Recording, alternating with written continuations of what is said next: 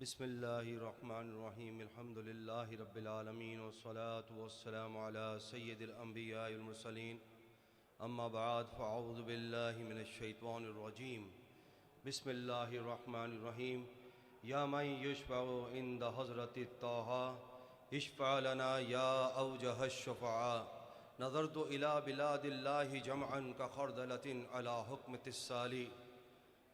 क्या दबे वो कि जिस पे हो हिमायत का पंजा तेरा, क्या दबे वो कि जिस पे हो हिमायत का पंजा तेरा, शेर को खतरे में लाता नहीं कुत्ता तेरा।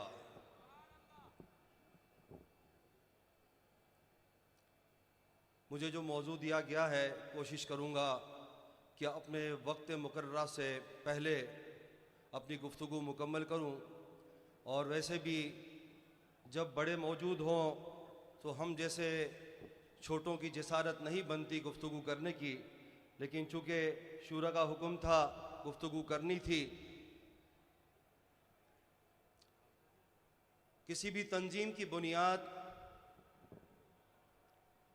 4 चीज़ों पर होती है: कायद, नज़रिया, कारकुन और नज़्म।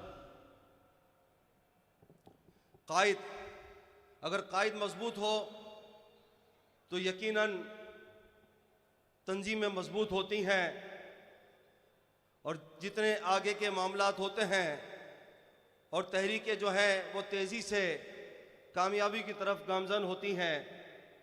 जैसे कि हमने देखा कायद मिल्लत इस्लामिया हाफिज़ खादिम हुसैन रिज़वी अलैहिर्रहमा कि जिन्होंने अपने अमल से ये साबित किया, वो कायद कि जिसने अजीमत की राह पर सबसे पहले अमली तौर पर खुद को साबित किया, और न सिर्फ खुद को बल्कि अपनी औलाद को हर महाज पर सफ़े अव्वल में रखा।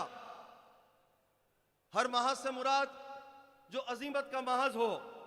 हमने देखा अपनी औलाद को उन्होंने रिवायती शहजादों की तरह स्टेज की जीनत नहीं बनाया, बल्कि फैज़ाबाद में उस अव्वल दस्ते में शामिल किया कि जहां पर गोलियों और शेलिंग की बारिश हो रही थी। और उसके बाद उनके जानशीन हज़रत अल्लामा मौलाना हाफिज साद हुसैन रिज़वी दामत बरकातुम आलिया, ये कायद हमें वो कायद मिला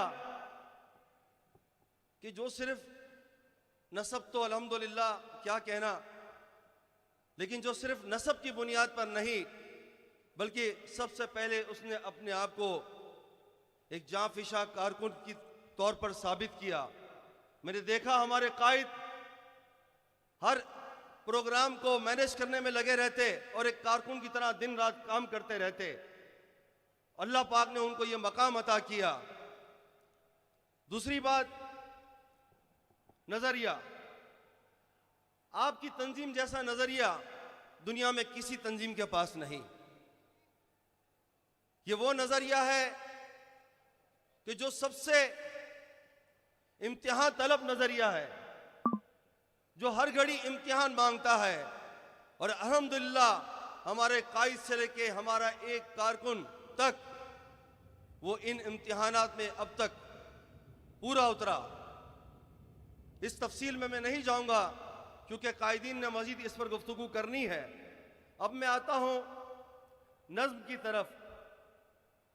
तंजीमें वही मजबूत होती हैं जिनमें नज़्म रहता है। आपकी कुर्बानियां अपनी जगह, नजरिया आपका वराउल वरा है, लेकिन अगर नज़्म ना हो तो तंजीमों की बुनियाद कमजोर होने लगती है।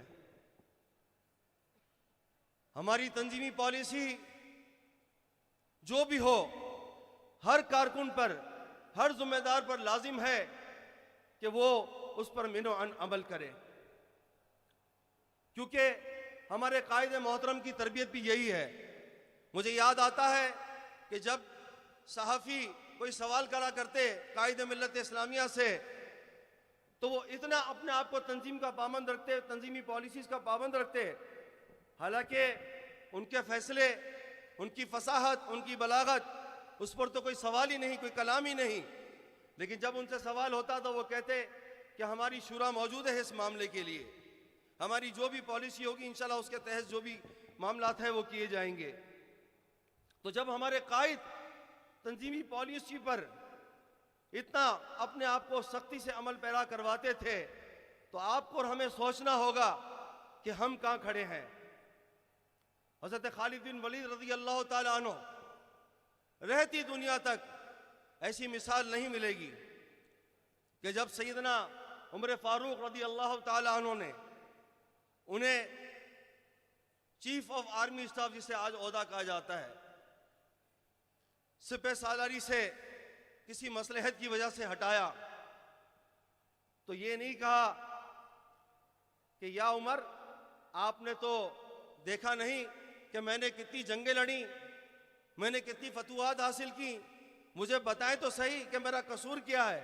ना ना ना, वहां उन्होंने अपने अमीर की इताअत की और एक सिपाही की तरह लड़े। तो ये हम